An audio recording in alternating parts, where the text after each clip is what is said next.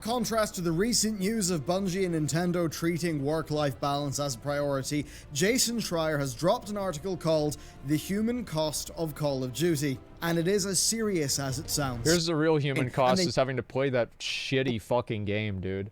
Like, I called it Black Ops, whatever it was, the Black Ops 4, I don't remember what it was. Like, the new Call of Duty that had the BR mode, what a terrible game. Like, I'm sorry to say, guys, I've never liked Call of Duty.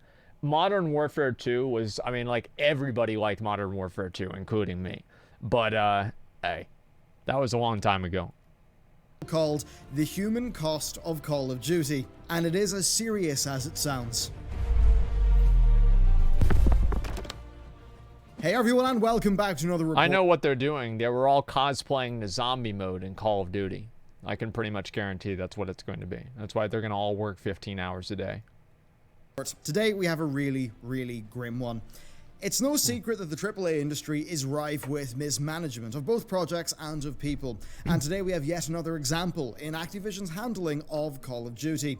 So Jason Schreier posted his article, and sadly, none of it is surprising, although the depths of it is sometimes a little bit uncomfortable. So let's go through it. First of all, he provides some context for Call of Duty Black Ops 4 and how mismanaged it was. The game's new style of campaign was canned in early 2018. This was of no surprise, but a severe disappointment to staff since Black Ops 3 actually went through the same process. They had an open world campaign planned, but development on that was rebooted halfway through production, and they ended up having to crunch for the rest of the development period to ship a pared back, more traditional version of the campaign. Then Black Ops 4 seems to have been a repeat of this. The game originally had big aspirations of a 2v2 campaign. You and your human or AI partner would pick a faction and play against a human or AI opponent of the opposite faction, with each faction trying to achieve their own objectives and hinder the other faction, sometimes directly in opposition. You'd be able to The only story in a shooter game that I care about is Halo, so like all this I really don't give a shit about. Like, I mean, honestly,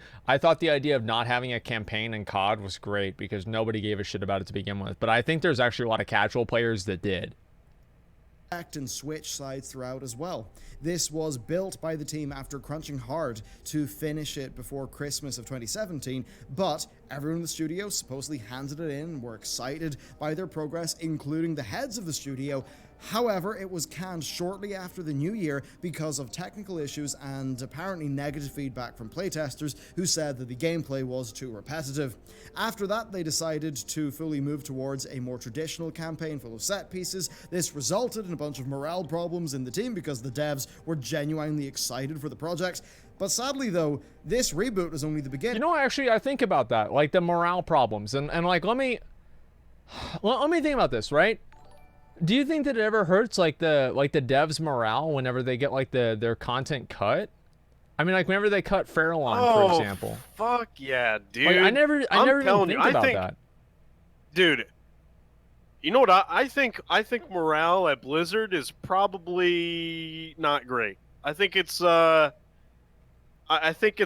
probably pretty bad right now. The firings will continue until morale improves. Yeah, that kind of thing. Except literally. Because yeah, I think it definitely. I'm sure it definitely hurts morale to have things cut. Yeah, I never think about that, but true. like people that like invest a huge amount of fucking time into developing something and that just never makes it to live, I bet that'd be like a huge disappointment for somebody.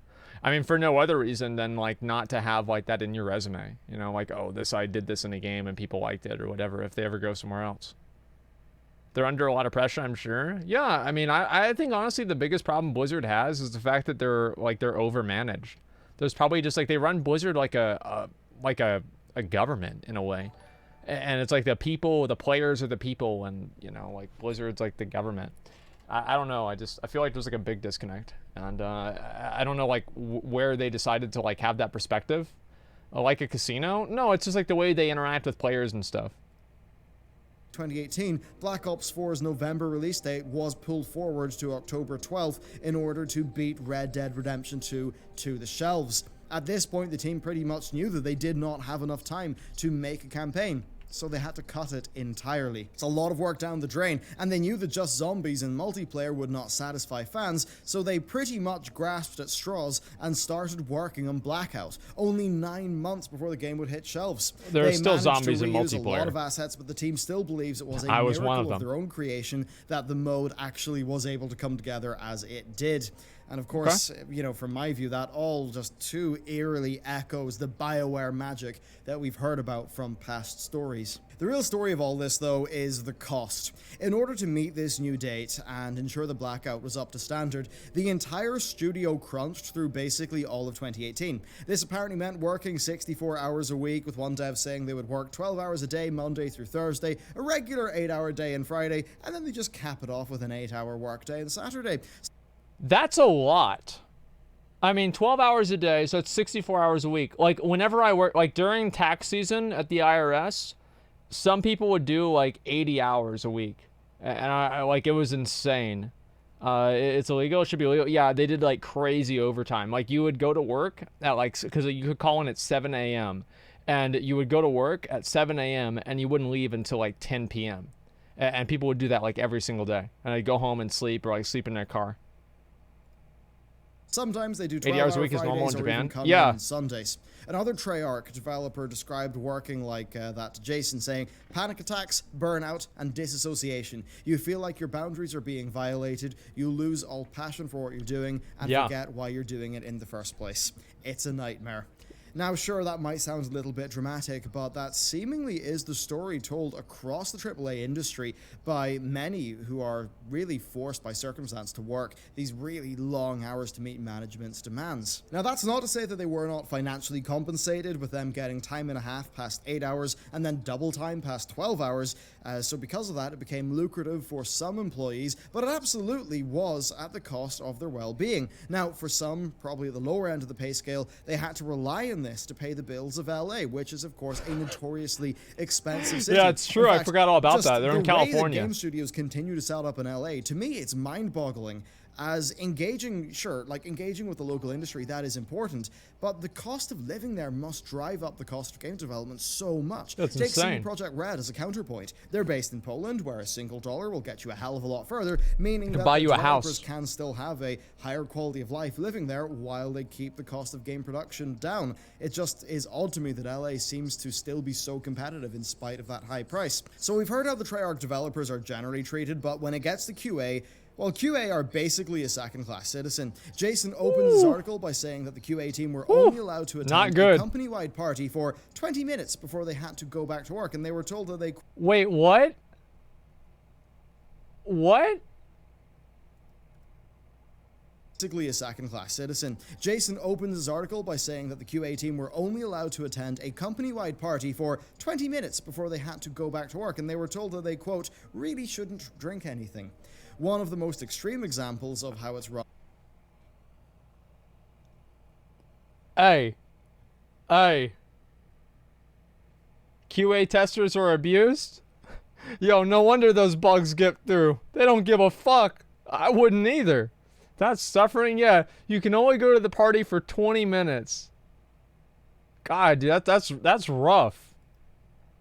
Is this. The QA department runs day and night shifts, and the air conditioning was turned off when the day shift ended, even though the night crew would be working with rows and rows of computers heating the office. I want to make this. I'm laughing at the absolute, like, just terribleness of the situation. I don't think it's funny that these people are fucked, right? Like, this is terrible. But it's just, I mean, holy shit. It's literally a sweatshop. Literally a sweatshop. California's summer temperatures, which still are very hot at night. It took them months of petitioning to get the AC left on at night, and even then they couldn't rely on it. They would joke internally about being in a sweatshop, and that's exactly what it was. Yeah. Past that, they have mandated break hours instead of the freedom that other departments have to take their lunch or dinner whenever they want to. Yeah, we can do it whenever we want. Sounds insane to me, but it supposedly is true.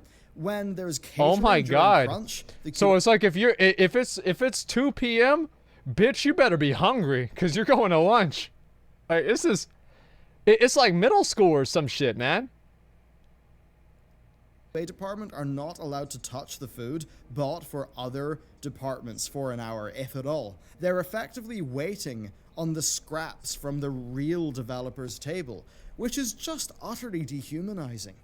That's not it, though. They're also physically isolated. QA have their own floor where they're packed in like sardines. They have their own parking lot that is further away, and they're not even allowed to talk to developers.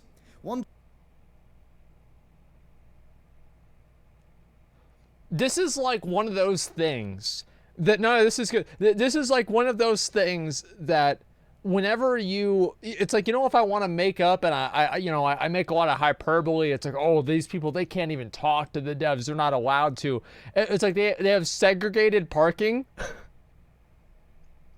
They can't even talk to the devs. This is adorable. Developers said that they were explicitly told to go to QA leads and not to interact with QA team members. Yep. Apparently this got so bad that some QA and development staff had to keep friendships quiet so that management would not know they were communicating. I feel like you could literally just replace QA with like slaves and you would have a better plot than 12 Years a Slave. Like, this is fucking awful. Like, this is straight up fucking awful. Like, this is the same shit that you read about from, like, fucking 1820. I mean, really, this is so bad. Holy shit, man. I thought they were QA? Yeah. In general, QA testers were apparently the butt of every joke and would get a lot of blame passed down to them. The similarities just keep going. On issues with the game. They were essentially an isolated, untouchable lower class that were treated like a scapegoat.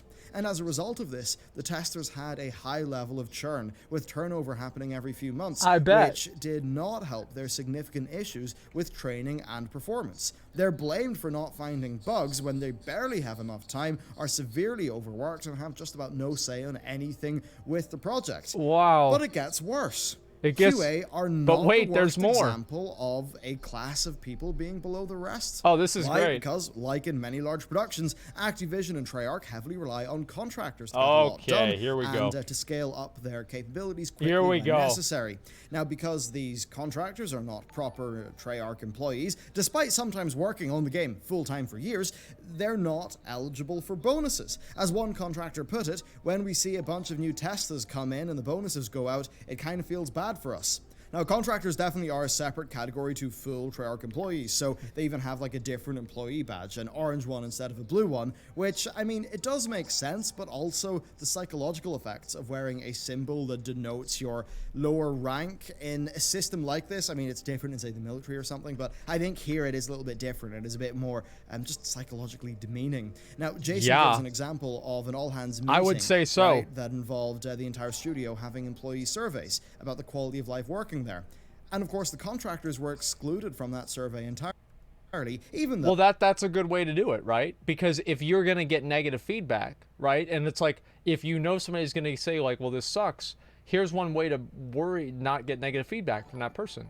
You just don't give them the survey. Boom, there it is. There it is. And it's like, in school where... like the 3 questions that you get are like mulligans, and it's like, you have like a 100-question quiz, and it's like the first 3 you get wrong don't count against you. Well, the first 3 are just basically contractors. So, like, I went to a ghetto as fuck school, okay? So they had to think of every single different rationalization for them to give us extra points so the school didn't get shut down. They effectively were full-time employees working in that building, just technically they were with another organization. So essentially, they're not listened to in any capacity, and there's just an unspoken and unaddressed culture of them being inferior, where they basically don't feel like they can talk to senior employees because they're just contractors. They're also a lot easier to get rid of and replace.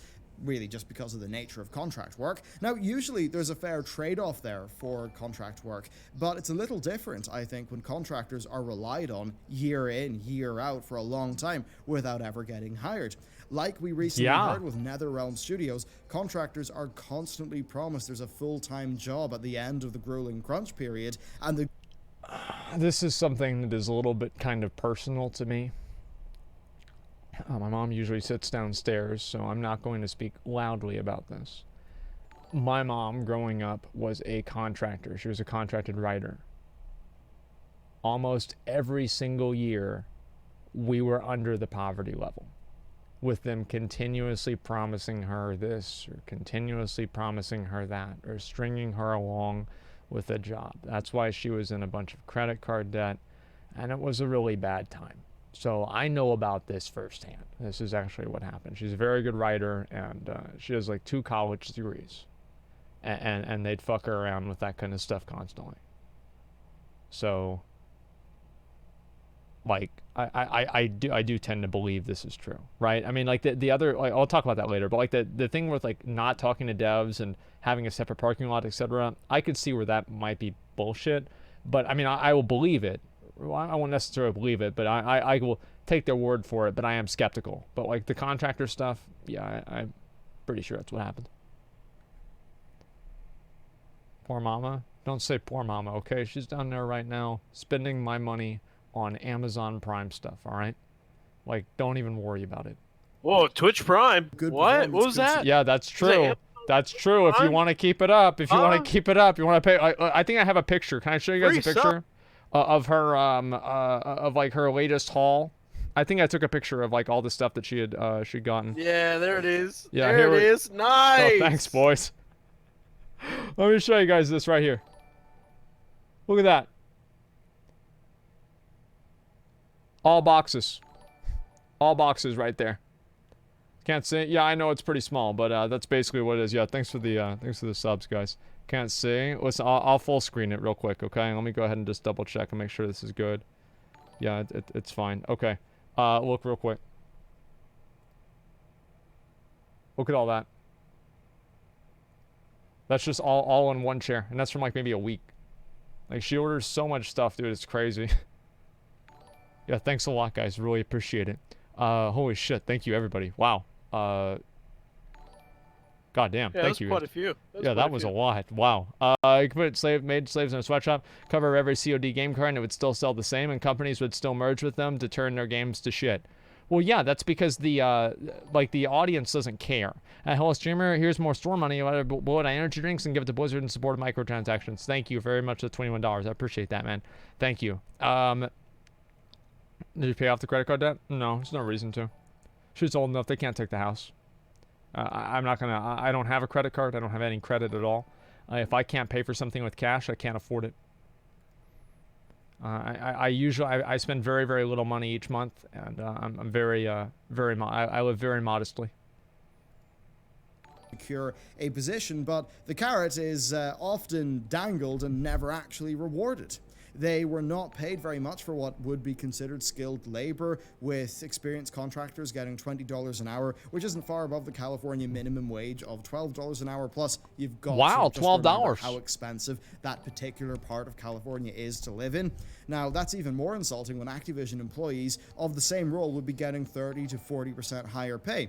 There's also no paid time off, except for 6 holiday days a year. 6? That's mad, but only if... Oh my god, that doesn't even count all the holidays. There's Thanksgiving, Christmas Eve, Christmas, New Year's, 4th of July, Easter. And those are only the mainstream holidays, right? And then you've got President's Day, Veterans Day, Taco Day. What do you mean? Yeah, you celebrate Easter. Labor Day. Well, for them, it is Labor Day because they have to go to work. They fit arbitrary conditions, so they need to work 510 Taco Day? Yeah, that's my favorite hours day. in the 13 weeks leading up to a holiday without taking a day off in order to qualify for a holiday. Wait a second, I wasn't paying attention now. Let me read. Listen to that again. Time hours in the 13 weeks days a year. 6. That's mad, but only if they fit arbitrary conditions. So they need to work 510 non-overtime hours in the 13 weeks leading up to a holiday without taking a day off in order to qualify for a holiday. Now that means that a single sick day could cause the loss of significant holiday pay, and that is by design. That's how that pay or that holiday time system is made. Basically, there's 2 major issues outlined here. First, there's that the AAA games are often severely mismanaged. Now, it's fine to make mistakes, but the employees and the games are the Every ones time. that take the hit from this. And as for why, well, perhaps there's a lack of skilled developers who, you know, rise up to a management level, right? Maybe that just doesn't happen as much because of industry burnout. At any rate, there's clearly a problem. And sure, managing a game project is far from easy, but there's a difference between, like, games that are made out of passion and ambition and the games that are just, you know, there to be as profitable as possible while remaining at an acceptable quality. And it really seems like it's that really couldn't think of a game like that. push and pull that's the big challenge here. It's clear that Activision know what they want from their financial targets, but Treyarch and their employees seem to be targeting each other. There just seems to be a lot of chaos. There needs to be a more defined point, I suppose, where these groups can meet at the middle, like Treyarch and Activision and the employees in Activision, I suppose. Until then, they're just going to continue having these clashing goals which cause issues for everybody. As Jason puts it in his article, lack of communication leads to big creative reboots, leads to excessive crunch. And it seems like that's it. There's the employees who are passionate. That's and true, have actually. I ambition never and want to thought of create, that. say, an interesting That's a good campaign point. for the game, but then that just goes against Activision's goals Yeah. of user testing, so it ends up getting scrapped. And then Activision's goals of user and then the other testing. issue, of course, is employees, especially That's contractors, a good term. being I like it. mistreated. They have to bear the brunt of managerial decisions, and there's a lot of cases where employees are taking hits to their personal lives in order to make up for the mistakes of management. And I'm genuinely shocked by some parts of this article. Contractors in QA are being treated to working conditions that remind me of some of the Amazon horror stories, which is really not good. People had to wear These diapers issues in being Amazon. exposed, of course, They couldn't by use the Jason's bathroom. Good work is fantastic, and he's done a lot of work in this area recently. And it's good that there are some developers who are stepping up to the plate and taking a good stance. Perhaps Bungie are maybe not the most profitable developer in the world. After all, Activision did let him go, but they make a pretty damn good game. And as we recently covered in an episode of the Roundup, they did, delay what many would consider to be an important game fix for the sake of not overburdening their employees. Now, after this article went live, Wow. Jason got hold of an internal Treyarch email. It was from the studio leads, and it pretty much said the usual, that they take the employee well-being seriously and that they want to improve work-life balance through better planning, production, and decision-making, as well as letting employees know that they can escalate issues to them when necessary. Now, statements like this are often made from the heart by the studio heads and whatever, and it's hard to fault them. Yes, Rome was not built in a day. You can't snap your finger and magically have all the problems be solved, so it is worth, starting the construction now than never at all. But in this case, the damage has been done, and this clearly has been an issue for a long time, so it's hard to take them that seriously. I don't ever listen to any of that motherfucking bullshit where people apologize after the fact. I mean, the truth is that the entire industry is like that, and they're going to keep doing this until there's some sort of a regulating entity, whether this is a union, whether this is a government intervention, whether it's something like that, or some sort of massive calamity that happens. They will continue doing this until they have to stop. And it should not take a Kotaku article for managers to look at the health of their own studio. It's not easy, but yes, it is worth the effort, and it's the right thing to do. So, all in all, it's not a good situation here, and it seems someone has to like die across the industry it's not good, but yeah, could be getting basically better, as even now consumers are actually a lot more aware of this as a problem. So, what do you think? Has this further soured what you think about Activision? Do you think this is an Activision problem, a Treyarch problem, or both? I'd love to hear what you think. Let me know down below. Thank you very much for watching this video, and with that, I'll see you next time.